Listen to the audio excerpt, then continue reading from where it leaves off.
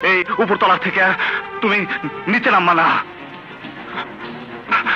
কোন পরপুরুষের সামনে তুমি যাবা না, তুমি যাবা না। আর আর তোমার যা যা দরকার সব সব কিছু তুমি আমারে কইবা। শাড়ি গহনা, শাড়ি গহনার কথা আমার কইতে হবো না। আমি আমি নিজের হাতে কিনা দেবো, আমি নিজের হাতে কিনা দেবো। টাকা পয়সা গয়নাগাটির অভাবের জন্য মায়াগো চরিত্র খারাপ হয়। তুমি লজ্জা করো না, তুমি লজ্জা করো না।